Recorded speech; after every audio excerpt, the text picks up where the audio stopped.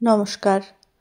সুকুমার রায়ের গল্প সমগ্র থেকে আজকের ছোট গল্প টাকার আপদ। বুড়ো মুচি রাত দিনই কাজ করছে আর গুনগুন গান করছে।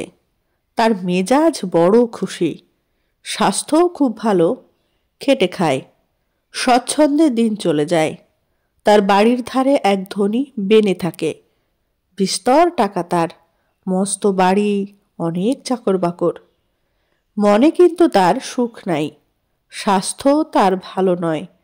মুচির বাড়ির সামনে দিয়ে সে রোজ যাতায়াত করে আর ভাবে, এ লোকটা এত গরিব হয়েও রাত দিনই আনন্দে গান করছে, আর আমার এত টাকা করি, আমার একটুও আনন্দ হয় না মনে। গাওয়া তো দূরের কথা, ইচ্ছে হলে তো টাকা দিয়ে রাজ্যের বড় বড় ওস্তাদ আনিয়ে বাড়িতে গাওয়াতে পারি, নিজেও গাইতে পারি, কিন্তু সেই ইচ্ছে হয় কই।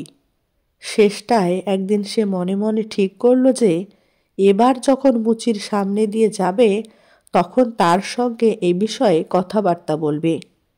পরদিন সকালেই সে গিয়ে মুচিকে জিজ্ঞাসা করল, কি হে মুচি ভায়া, বড় যে ফুর্তিতে গান করছো, বছরে কত রোজগার করো তুমি?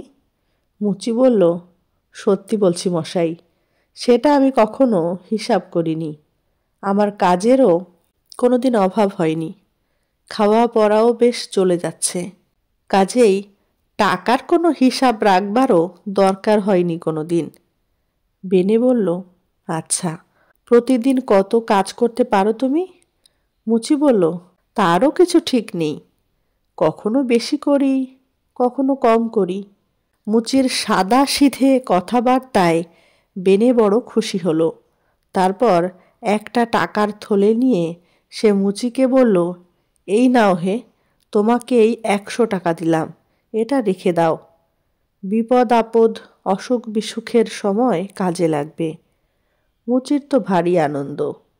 সে সেই টাকার থলেটা নিয়ে মাটির তলায় লুকিয়ে রেখে দিল।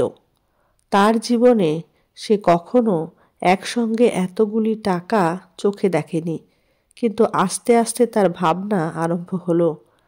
দিনের বেলা বেশ ছিল, রাত্রির হতেই তার মনে হতে লাগলো, ওই বুঝি চোর আসছে। বেড়ালে ম্যাও করলেই সে মনে করল, ওই রে, আমার টাকা নিতে এসেছে। শেষটায় আর তার সহ্য হলো না। টাকার থলিটা নিয়ে সে ছুটে বেনের বাড়ি গিয়ে বলল, এই রইল তোমার টাকা, এর চেয়ে আমার গান আর ঘুম ঢের ভালো। নমস্কার। কেমন লাগলো অবশ্যই কমেন্টে জানাবেন। ভালো লাগলে লাইক কমেন্ট শেয়ার করবেন। ধন্যবাদ।